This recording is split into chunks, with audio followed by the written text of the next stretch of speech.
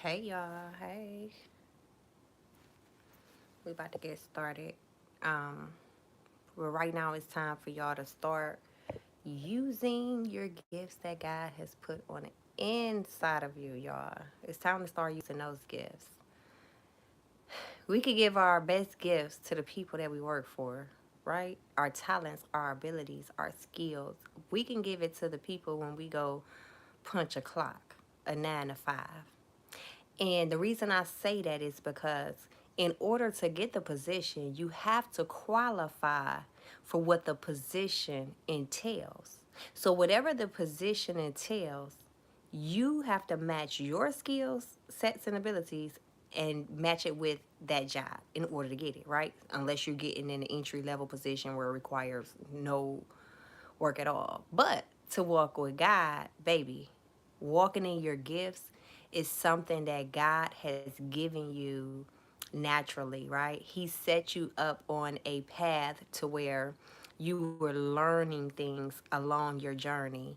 And the things that you've learned along your journey, that's what's setting you up for the success to be able to utilize your skills and gifts, hey, for the very thing that God calls us to, right? To get the inheritance that you deserve. So we know our skill set, some of us. Cause see, when I was in that human resource department, baby, some people didn't even know what their resume was talking about. They had to read it verbatim, whatever the word is, verbatim. But a lot of people, for the most part, knew exactly what their skills and gifts were. And in order to walk in your purpose, that's all you really need to know is what are your skill sets? What are you good at? What are your talents? What do you love? What do you enjoy?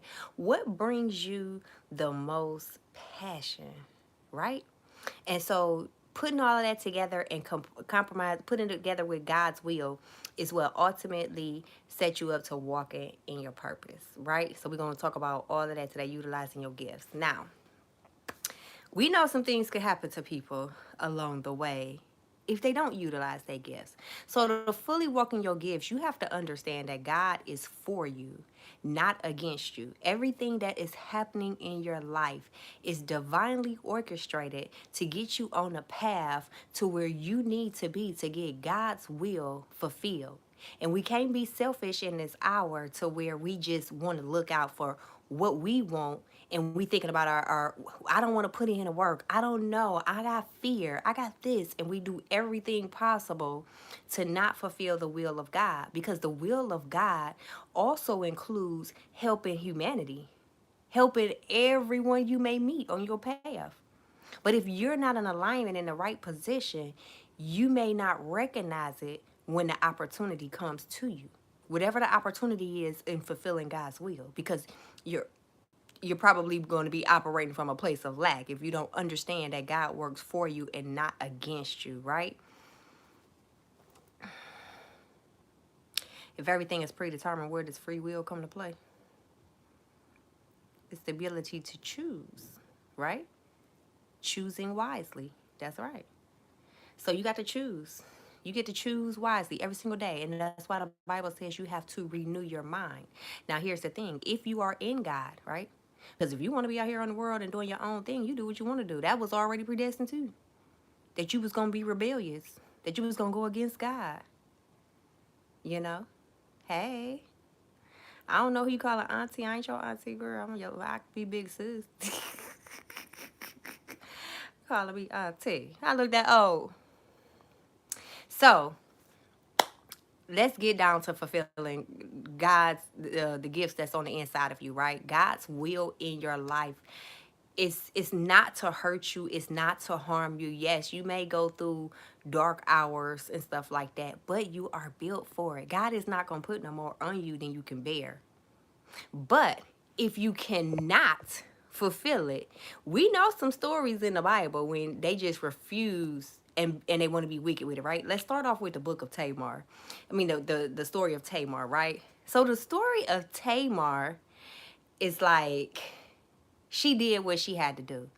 And looking at her position of why she did what she had to do, it probably was because the position that she was put in, and us being humans having fear. So her first husband, right? Her husband, he was being wicked. He got his life taken away, right? He didn't want to fulfill the will of God. He didn't give her a child or anything. So he had to go. It was his time to leave the earthly realm. So then she got with his brother, right? Because she had to stay within the family. That was the how they operated in they within a ethnicity or what have you. Thank you. So she got with his brother, and when she got with his brother, he was like, "Oh no, I'm not about to give her no child. I ain't about to sleep with you." You know what I'm saying? So, uh, he started doing the wickedness too and didn't want to fulfill God's will for his life, right? So when he didn't want to fulfill God's will for his life, guess what happened? He passed away too. Yeah. So when he passed away, now she's left out here to be this widow woman. She can't go to no other family. Her seed has to come from this family. So even though that was a law set up in the city that she lived in or what have you, that was that part of their religion or what have you, their background. So in the midst of that, she knew she couldn't go nowhere else. She knew her life was on the line, right? She knew her. Hold on, y'all.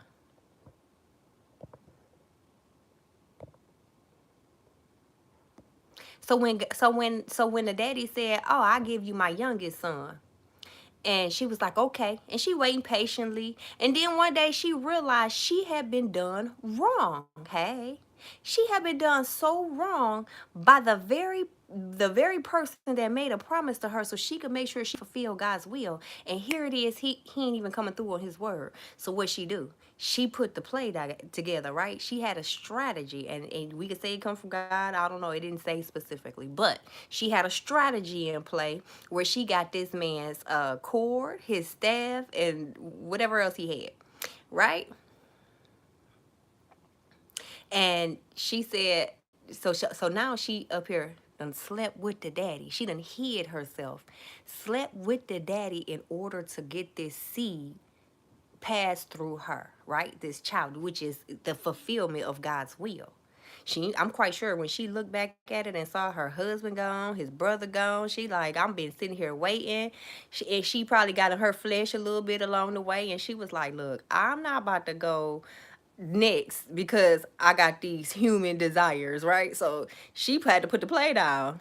She like, I'm not about to go out of here either. How many of y'all willing to risk our life because the promise can't be fulfilled? Whether it was your fault or whether it was someone else's, because when it was someone else's fault, they got dealt with exactly how they were supposed to get dealt with, right?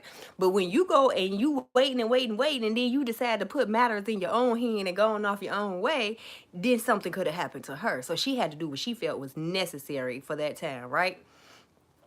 And she said, hold on.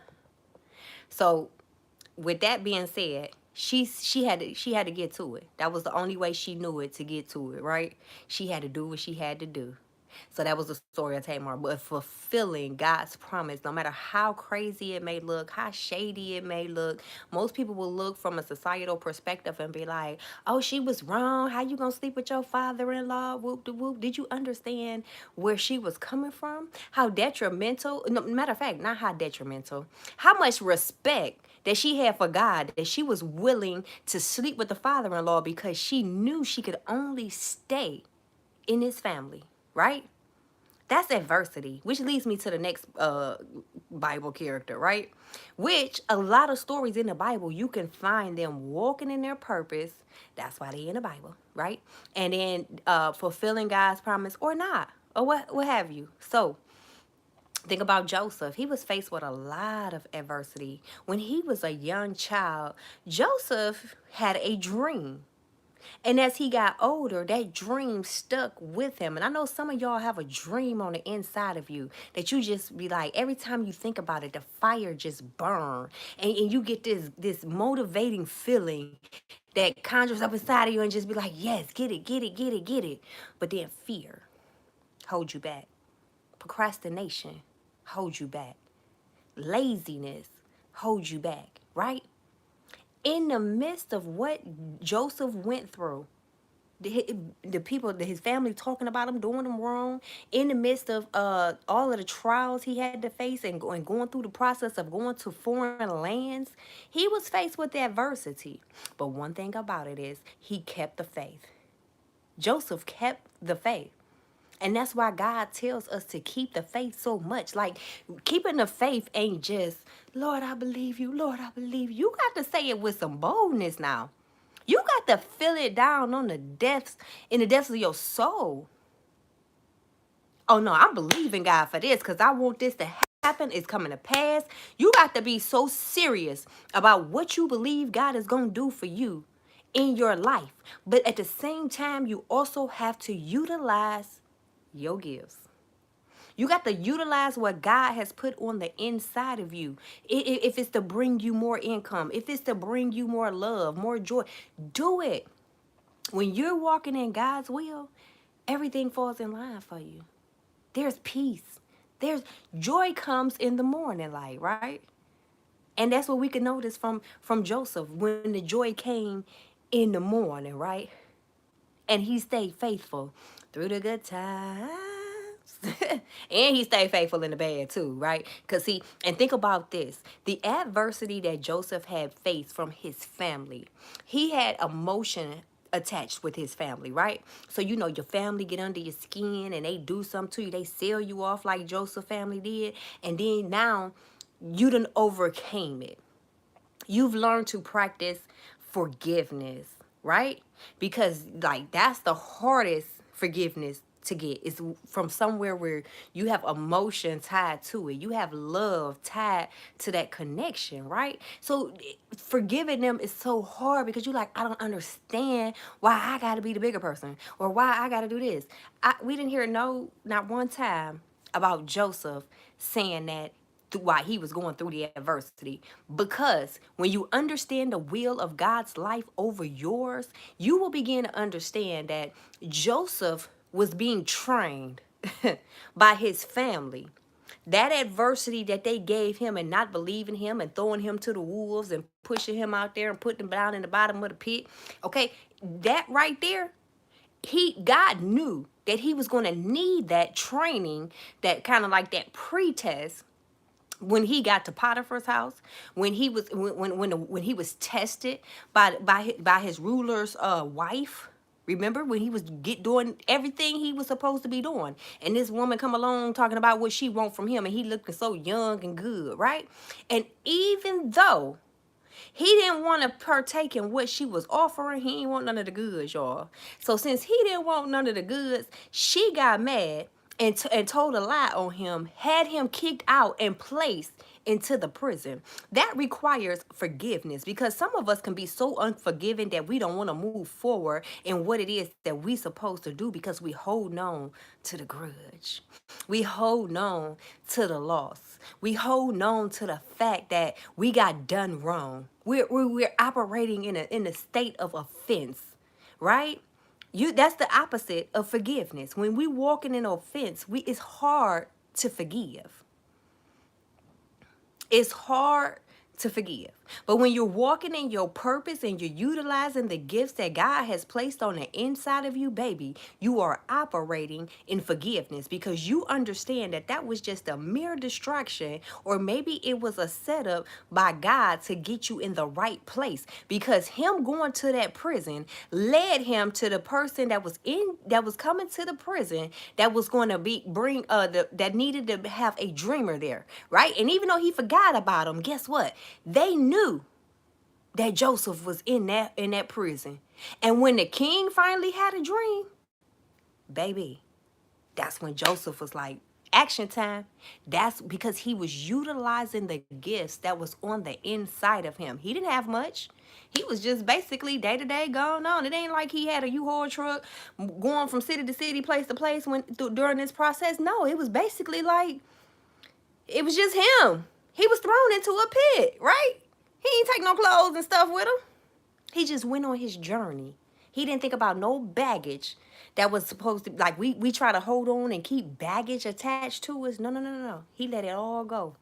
because he knew he was serving his father's will. Why? Because he knew that dream down on the inside of him. You can feel that dream on the inside of you as if it is so real. The very essence of just thinking about how that dream, that vision that God has placed on the inside of you of how it could play out, you visualizing that right there supposed to jumpstart you to keep going, to move and still be faithful, still trusting God through the process, because you knew what that dream was going to do for you. Whatever that dream was going to do for you, the outcome, what position it was going to put you in, because see, that's how God elevated him to his position in power, because he was utilizing the gift of being a dreamer, interpreting dreams, right? Not being a dreamer, interpreting dreams.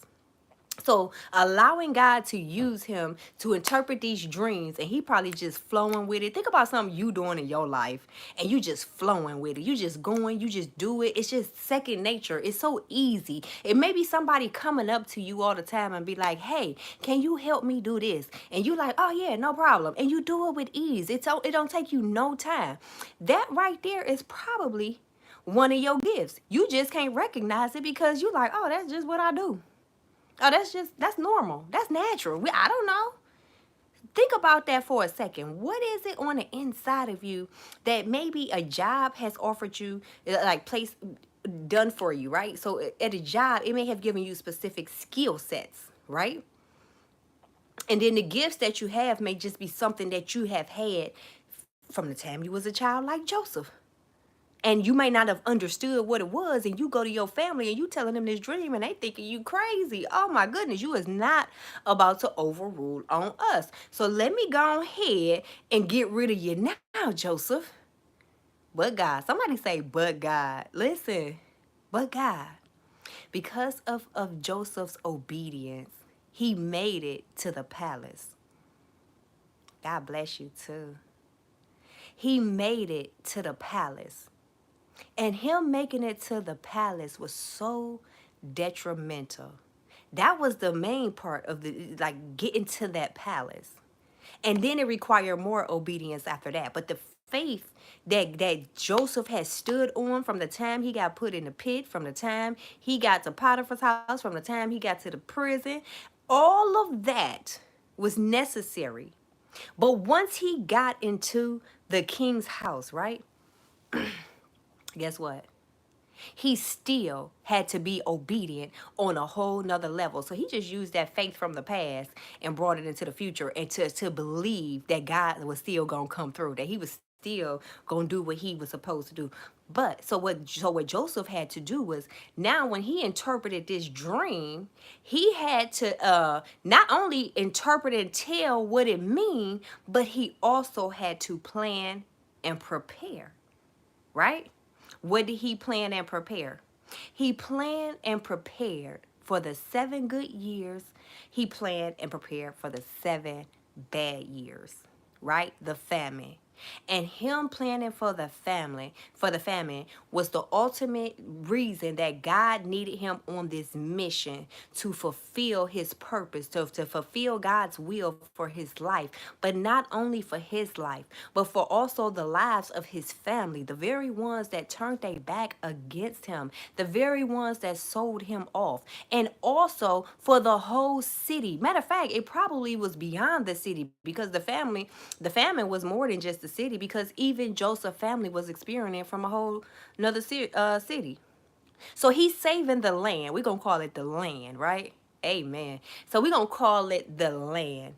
Joseph was able to ultimately save the land. He preserved the people of the land, rather, because the people of the land needed to be fed. Why? Because they probably weren't being obedient to God. Or maybe they just didn't have the resources, or maybe they just wasn't chosen like you are. Maybe they just wasn't qualified for the position like you are. Maybe they just didn't have the gifts on the inside of them that you do, right? So instead of you being selfish, and you know, if Joseph would have been selfish during that time and walked away from it and gave it up, when that famine came, because it was still going to come, they all would have been done with. They all would have been lost. You know how many lives could have probably been lost at the fact of knowing that it wasn't enough food for 7 years? Hmm? And don't you think that Joseph was rewarded for his obedience in a major way? Because you got to think about this. During the middle of this famine, when his family came to town and he finally revealed himself and told his family it was him all along, he had his family move to that city. So that means you getting blessed because you are being a blessing to a whole nation of people. So you sitting up here and now you getting blessed and you get to bring your whole family up out of their place into where you are. That requires money. Maybe. Back in them times, they was probably walking and had their donkeys and, had to fill up the water canteens and stuff like that. But it required, right? He had to give them enough food to last them on their journey till they got there, because it was like 3 days or something. It was some days on that journey to get to where Joseph was. In that land. But the fact that Joseph's obedience saved not only a nation, it saved his family. It also blessed him, because that was the ultimate goal. Is our obedience to the whole matter, right? Remaining faithful through adversity, even through that dark, dark, dark hour, right? So now, when you might be facing your dark, dark, deepest dark hour and you trying to figure out everything, you got to give it to God. You got to surrender. And I mean completely surrender everything you got to God so that he can use you in a way. But you got to have enough trust in God to know that he's not going to leave you or forsake you, to know that he's not going to let the enemy devour you, to know that you have the power to tread over serpents and scorpions. It's time to get busy. The first is going to be last and the last is going to be first. I didn't see nothing in the Bible about talking about the people in the middle. So I'm not going to sit up here and say what happens to the people in the middle or what not, because it wasn't talked about. But baby, I could tell you this. If you was last, you going to be first. And if you first, you going to be last. Okay? That's just it. Period. Okay, so trust God. Believe that God is going to work everything out for you. And I promise you, I don't promise you, because you know what? The Bible already promised you. The Bible already promised you so many things that God said he was going to do to you, for you. How you are the apple of his eye. Huh? How you are a chosen generation, a chosen priesthood. Huh? A royal priesthood. That's what you are. But until you know that that's your power and walk in your authority, how will you ever know if God is a true person of his word? You can't blame God for nothing that goes on in your life if you haven't tried and tested him full capacity until the end of your mission. Because a lot of times we don't want to take accountability and we want to blame somebody else, when really we have to look at the things that we allow in our life. Okay? What we did yesterday produced today's outcome, right? So we got to look at what we produce and why we not where we think we're supposed to be, even though you're right where you're supposed to be. But you got to remember, if you're going to fulfill God's will for your life, practice forgiveness. Practice patience. God works in his own perfect timing. And so it's going to take major patience for you to be able to keep trusting and believing God, for you to be able to keep the faith, because your impatience will cause you to go and do something on your own a whole nother way, right? It will cause you to go out and mess up what God has already intended for you. It could possibly set you back, or it could make you do like Tamar's husband and his brother. Done with, right? Well, do we really want that? Do we really want to think about the worries going on in our head? Like, we can make a decision and say, what do I want to choose? Because at the end of the day, your mind is going to go. Your mind be on go all the time, all the time. But you have to be consciously aware to know, am I going to choose good thoughts that are going to elevate me to where I need to be? Maybe you need to be motivated. Maybe you need to motivate yourself. Inspire yourself to get up and take action. Maybe you need just that little push. But the patience, practice patience, because everything gonna work out in God's perfect timing. But you got to be obedient. You got to get up. You got to go take action, right? Because even though joy come in the morning life, baby, the day will go on. Time will move. And the dark and the night will fall amongst you. And if you've been dragging your feet, baby, slow feet don't eat, okay? And you keep playing into that nighttime, you're going to be doing like them wicked folks start probably playing with the moon. I don't know. They ain't got nothing to do with me. But I'm just saying, stay in God's will. Stay in that joy in the morning. Because when that nightfall comes, that means even if it's another test of your faith, another trial that you may experience, when nighttime falls again, baby, you got to have the faith to keep continuing on, because new levels, new devils, right? So you got to use what you learned on a previous level. You might need it in this next one, and that's what your gifts is about.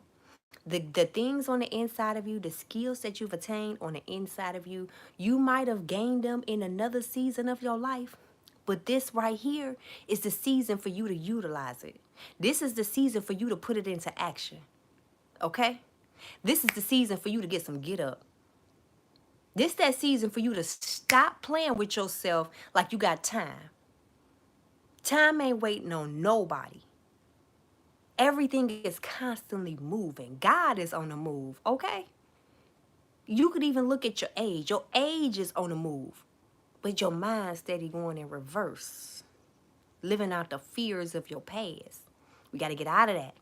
We got to start putting it clockwise, not counterclockwise. We got to be productive, not counterproductive, right? But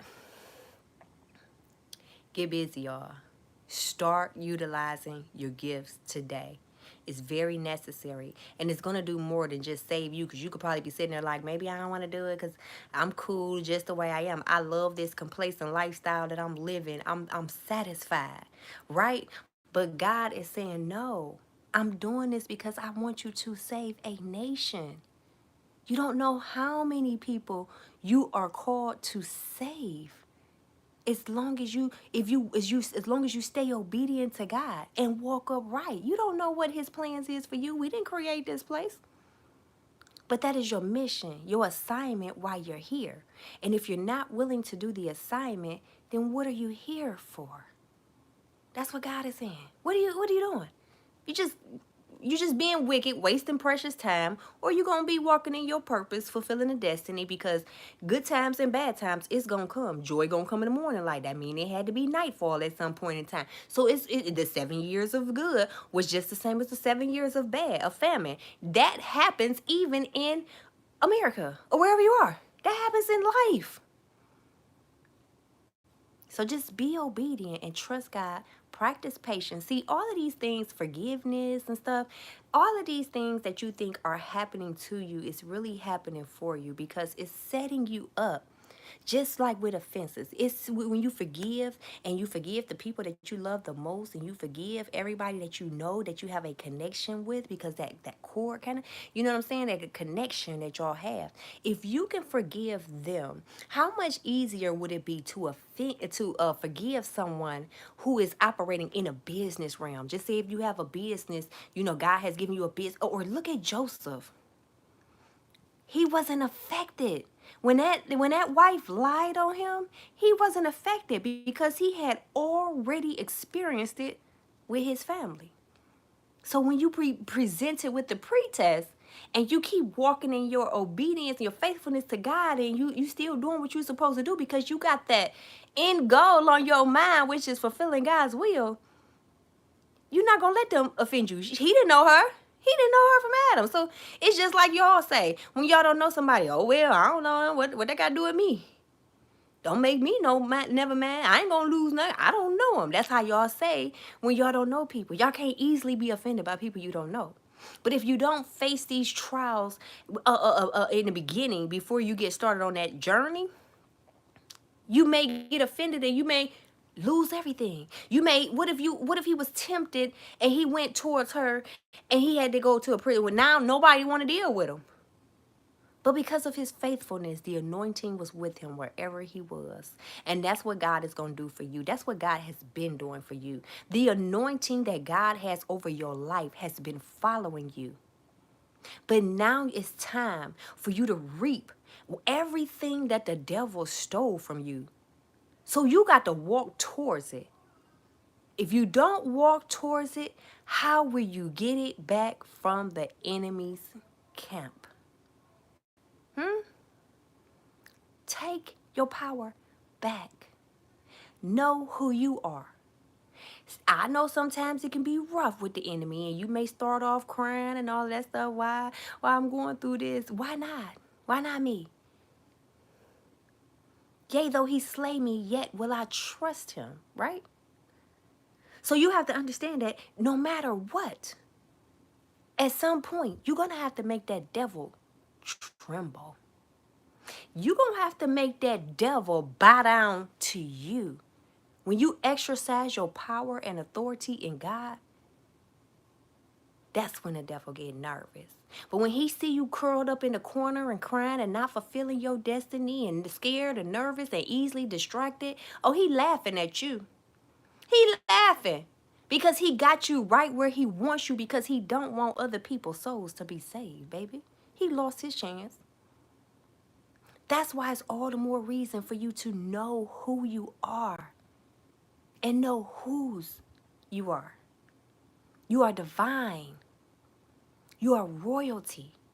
It's no reason a royal child of God should be walking around like a peasant.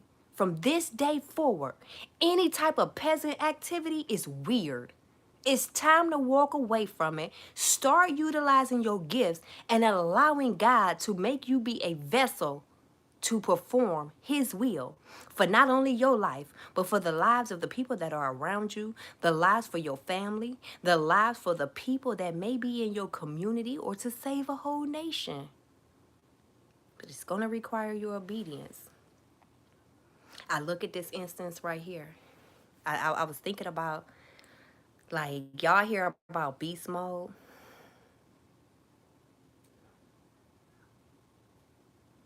Y'all hear about beast mode? So beast mode is basically like you got this animalistic instinct.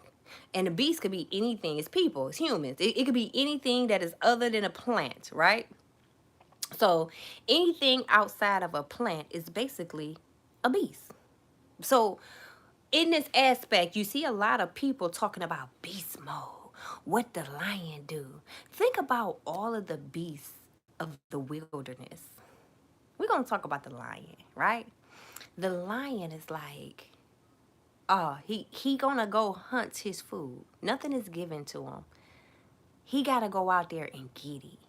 Well, I mean, God gonna supply him with what he need, but he got to go put the work in to go get it, right? And when he go put the work in to go get it, when he sit down and he enjoy his feast that God has given him, that big old piece of flesh meat, he just be so relaxed. His paws be out like this, and the meat just be up under his chin, and he be grubbing, okay? A full good meal. And I'm quite sure that's the table that God prepared before him, right? I don't know. But now you could look at another aspect, a wild beast versus a domesticated animal. Oh my goodness. When you think about the dog, let's talk about the dog.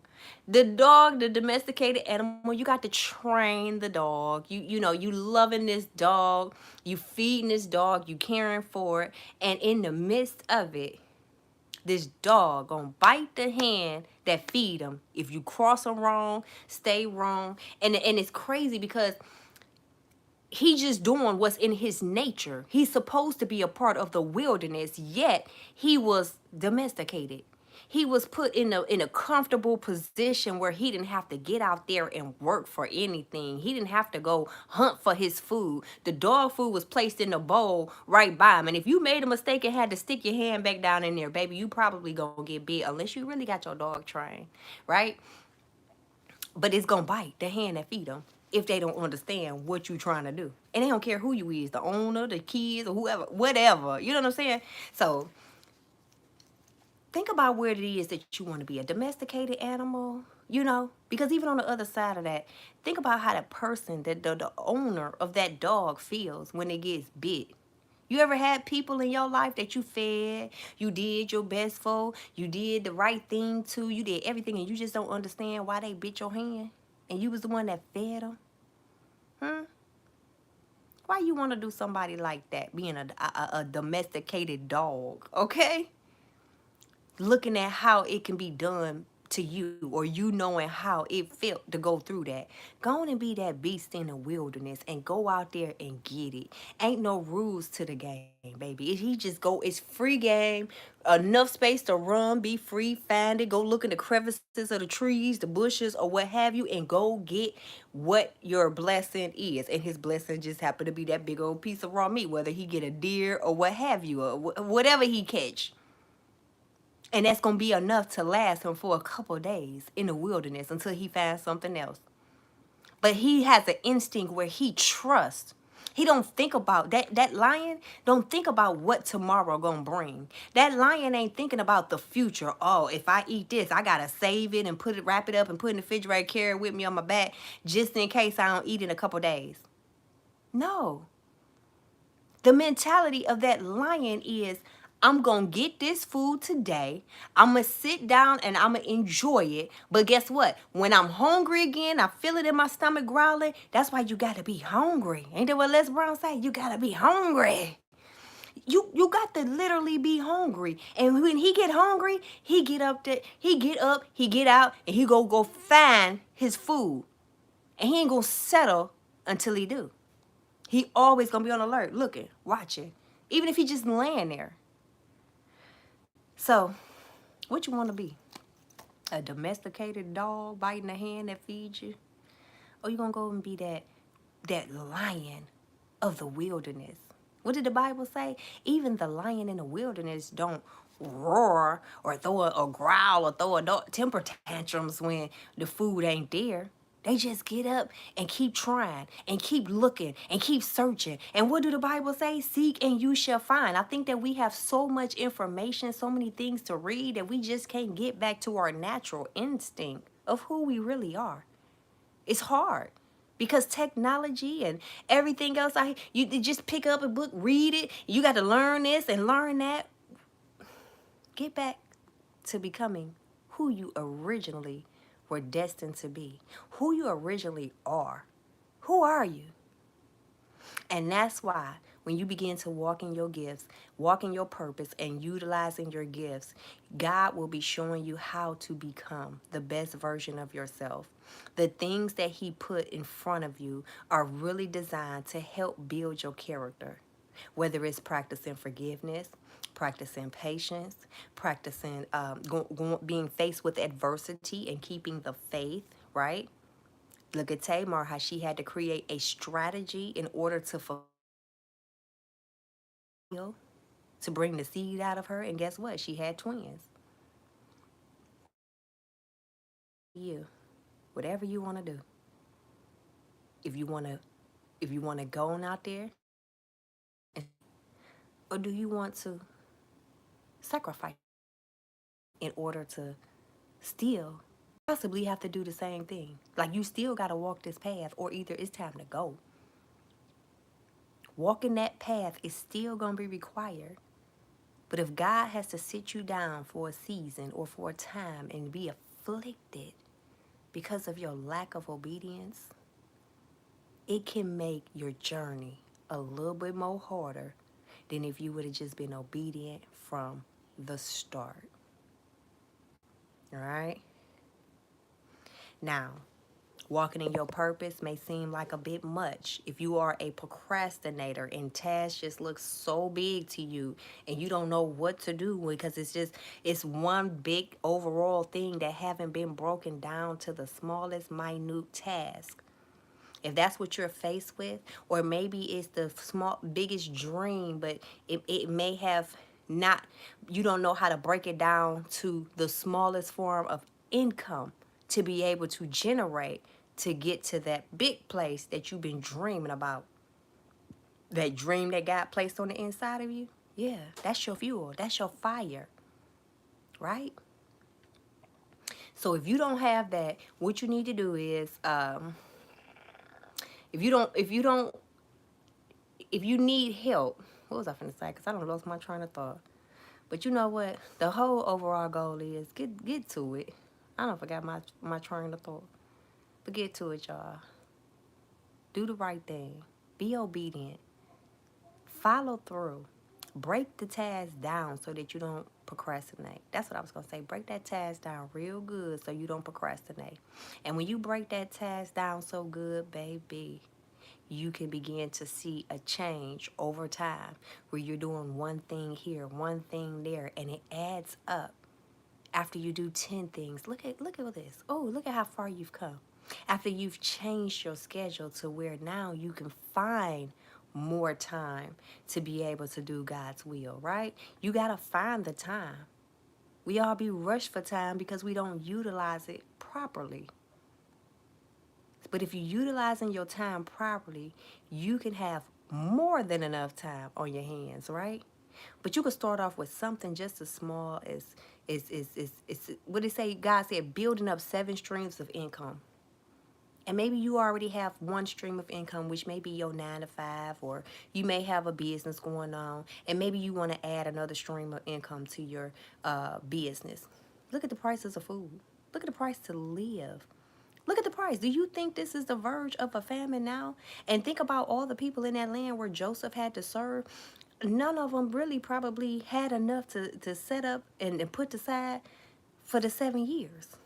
And even if they did have enough, they were probably spending it on things that they wanted and not for what was needed to come. Because think about the people of the day.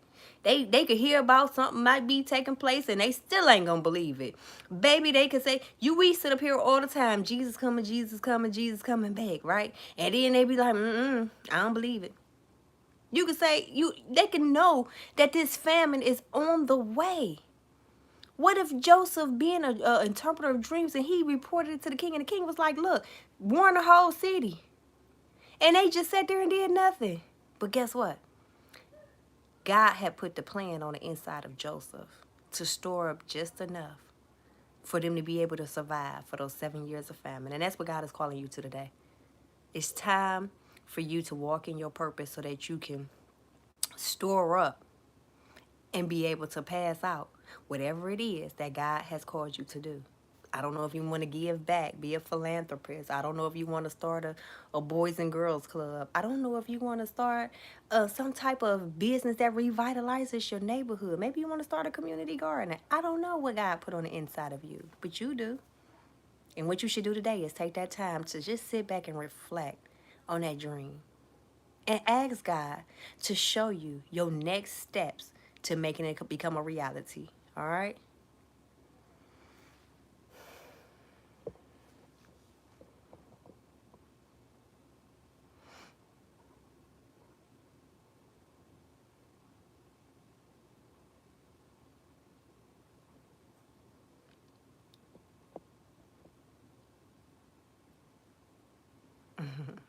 Thank you, Ricardo. Hey.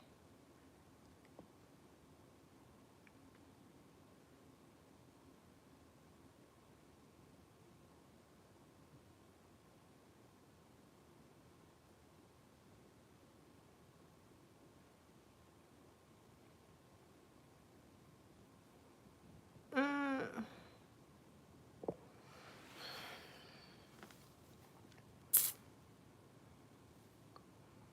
What you do, Lydia, is you use your free will. And when you use your free will, you come back and you let me know how that worked out for you.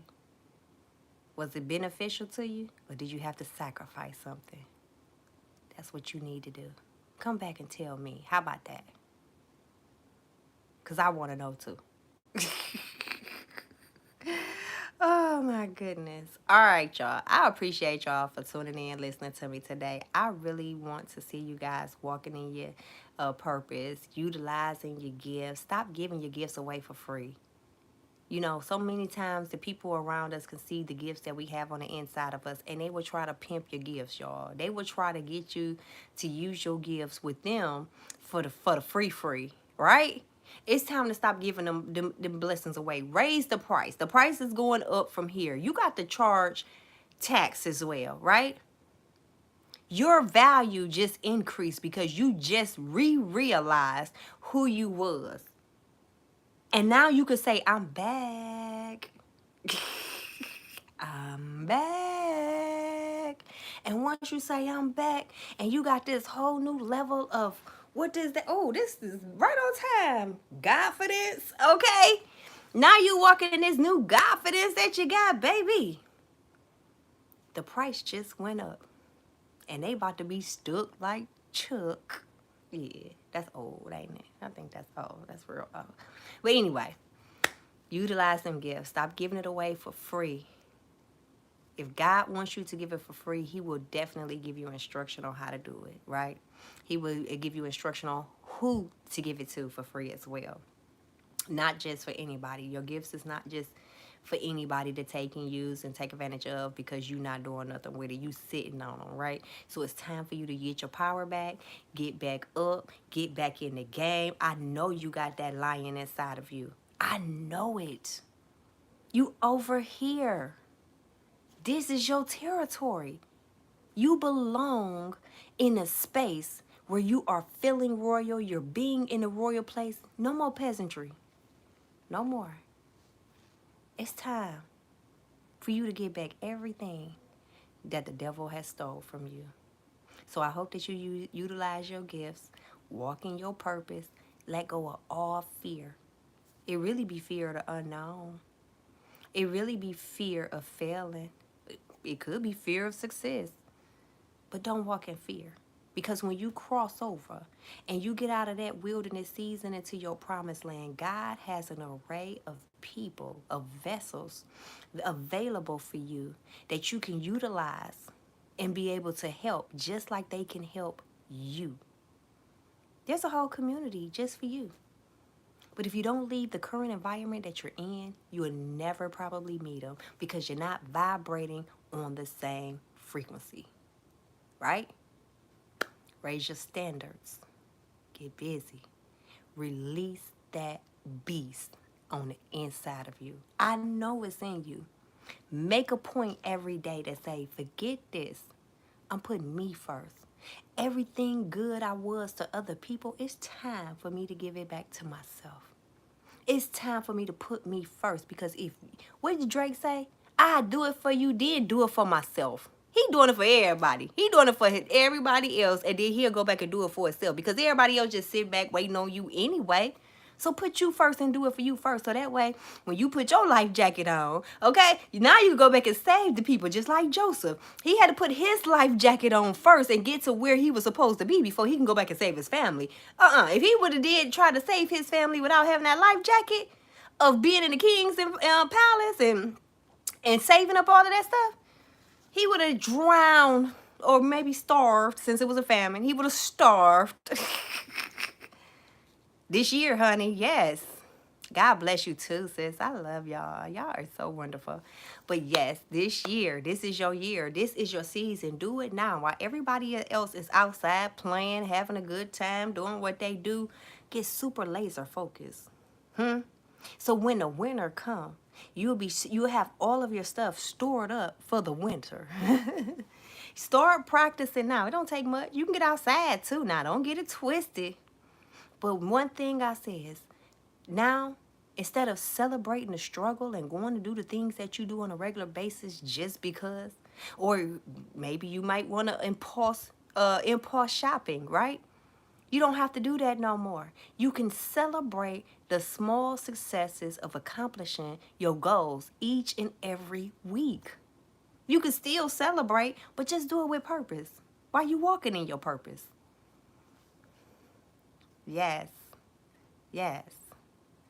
So I got faith in y'all. I know this is a year of elevation, of growth. I know this is a year that God is really about to do a thing for his chosen generation.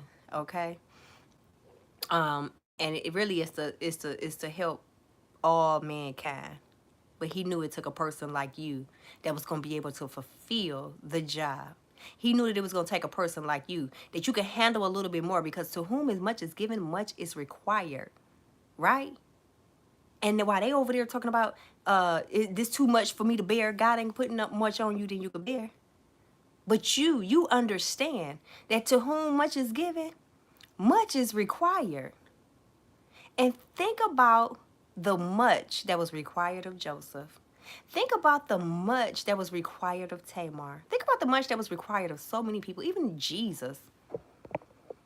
Even Jesus, y'all. The much that was required. The much that was given. To whom much is given, much is required, right?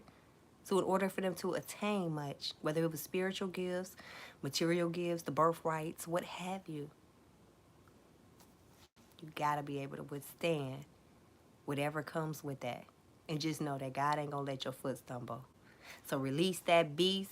It's time to go and it's time to grow. And I hope you all a happy, healthy, prosperous week. I hope you are productive as we enter into this weekend. I hope God gives you a strategy, puts a fresh strategy on your heart today, so you ain't got to think about what it was again yesterday. Just go.